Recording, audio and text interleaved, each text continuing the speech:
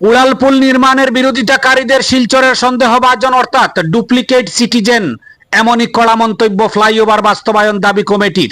শিলচর তো যদি ডেভেলপ করার যদি ইচ্ছা বিরুদ্ধে যদি থাকে তেনেহ'লে এইবিলাক মানুহ তো ডুপ্লিকেট রেসিডেন্ট বুলি ক'ব লাগিব শিলচৰৰ।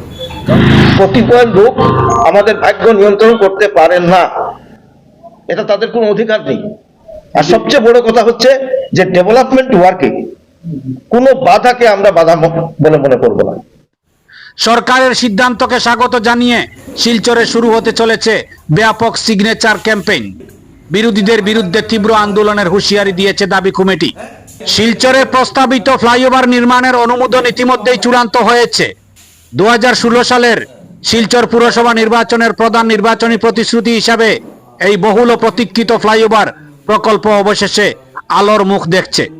জনগণের দীর্ঘদিনের দাবিকে মান্যতা দিয়েই রাজ্যের মুখ্যমন্ত্রী ডক্টর হিমন্ত বিশ্ব শর্মা শিলচরের জন্য এই ফ্লাইওভার নির্মাণে সবুজ সংকেত দিয়েছেন। এছাড়াও প্রকল্পের জন্য প্রয়োজনীয় অর্থ বরাদ্দ করেছে অসম সরকার। এখন শুধু শিলান্যাসের অপেক্ষায় দিন গুনছেন শহরবাসী। কিন্তু ঠিক এই সময়ে কিছু ব্যবসায়ী সংগঠন থেকে ফ্লাইওভার নির্মাণ নিয়ে আপত্তি তোলা শুরু হয়েছে। এই বিরোধিতাকে কোনোভাবেই মানতে নারাজ ফ্লাইওভার বাস্তবায়ন দাবি কমিটির সদস্যরা। তাদের মতে শহরের যানজট সমস্যাকে চিরকালীনভাবে সমাধান করার উদ্যোগকে বেচতে দেওয়ার চেষ্টা কখনোই সফল হতে দেওয়া হবে না। দাবি কমিটির বক্তব্য, শিলচরের 99% নাগরিক এই ফ্লাইওভার নির্মাণকে স্বাগত জানাচ্ছেন, কারণ প্রতিদিন স্কুল পড়ুয়া, চাকরিজীবী, রোগী এবং সাধারণ মানুষকে যানজটের কারণে ঘন্টার পর ঘন্টা রাস্তায় দাঁড়িয়ে থাকতে হচ্ছে। তাই উন্নয়নের স্বার্থে এই প্রকল্প অত্যাবশ্যক।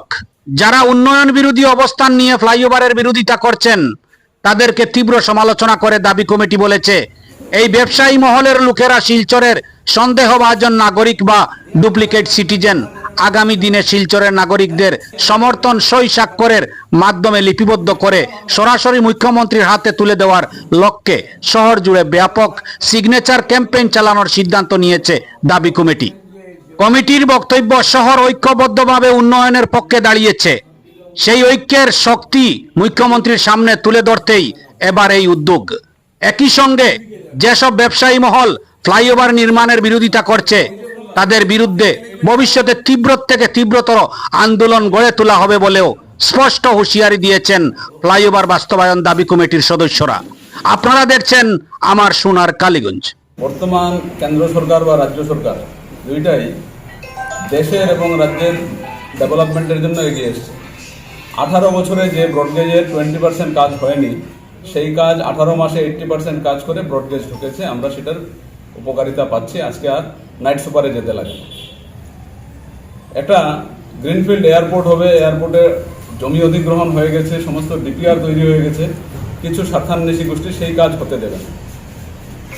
ফ্লাইওভার হলে 20%, মোস্টলি 20% লোক মার্কেটিং করতে আসে, বাকি 80% অফিস গোয়ার্স।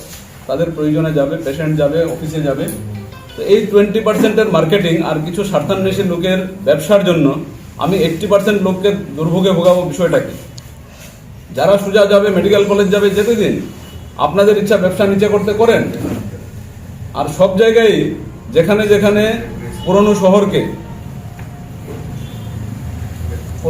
শহরের উপরে ডেভেলপমেন্ট করতে দেওয়া হয়নি, সেখানে শহর বাইরে চলে গেছে। আমরা যদি গুয়াহাটি দেখি, গুয়াহাটি ফ্যান্সি বাজার এরিয়া থেকে শহর এখন জিএস রোডে এক্সপানশন হয়েছে। তো ওদের যদি মানসিকতা এরকম থাকে তাহলে শহর সরে যাবে, লোক ওদের সাথে চলবে না। ওনাদের ব্যক্তি স্বার্থের জন্য ওরা ডেভেলপমেন্ট বন্ধ করে দেবে, আন্দোলন করবে। এইগুলো তো হতে দেওয়া যায় না। আমরা খুব উৎসাহিত হয়েছিলাম যে দীর্ঘদিনের একটা বাস্তব সমস্যা শিলচর শহরের যে যানজট, সেই যানজটকে মুক্ত করতে হলে যে ফ্লাইওভারের কথা বলা হচ্ছে, সেই ফ্লাইওভার আমাদের স্যাংশন হয়েছে, ডিপিআর প্রস্তুত হয়েছে, সার্ভে হয়েছে, সব কিছু শেষ। কিন্তু হঠাৎ করে দেখলাম যে কতিপয় ব্যক্তি যারা এটার প্রতিবাদে বিভিন্ন সভা সমিতি করছেন। Are they guardian of Silchar? No. আমরা যদি ওদের কাছে থেকে জিনিস না কিনি ওরা ব্যবসা চালাতে পারবে?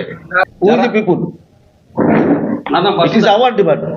আমাদের সেটা দেখার ব্যাপার না, কে বিজেপি ঘনিষ্ঠ, কে কংগ্রেস ঘনিষ্ঠ, কে সিপিএম ঘনিষ্ঠ। আমাদের একটাই কথা, আমাদের একটাই কথা, যে আমাদের বাস্তবায়ন চাই।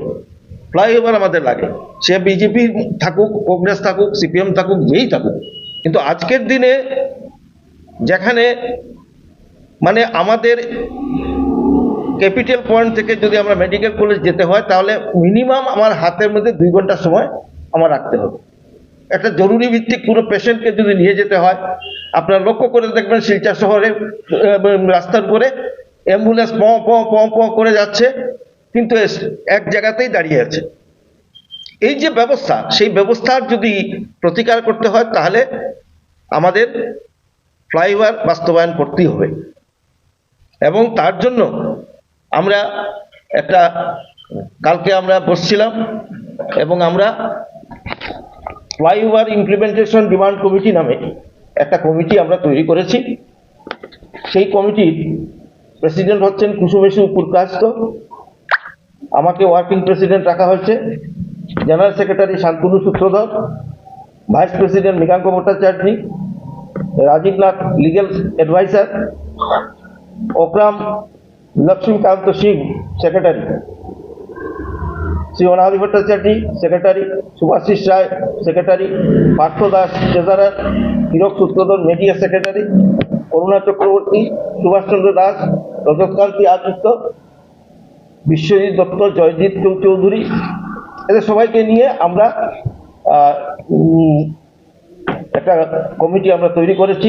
অনুপ দত্ত, দীপক রানা, মধুমিতা নাথ, শ্রী ত্রিদীপ ঘোষ, শ্রীমতী ববি রংমাই, শ্রী অনির্বাণ ভৌমিক, শ্রী নিপু শর্মা, শ্রী অংশুমান ভট্টাচার্য।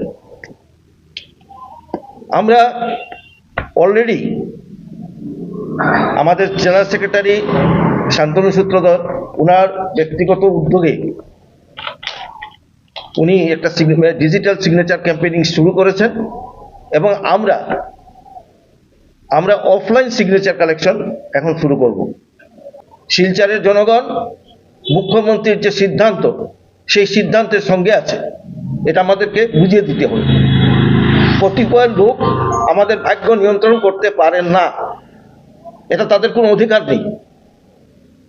আর সবচেয়ে বড় কথা হচ্ছে যে ডেভেলপমেন্ট ওয়ার্কে কোনো বাধাকে আমরা বাধা বলে মনে করব না, এবং তার জন্য আমাদেরকে যত রকমের গণতান্ত্রিক পদ্ধতিতে আন্দোলনে যাওয়ার প্রয়োজন, আমরা আন্দোলনে যাব।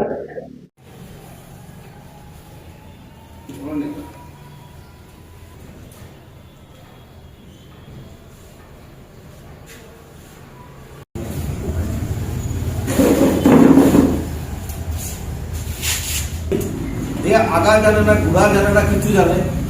হ্যাঁ, এমএলএ কোনটা ফাইট করলাম আমরা।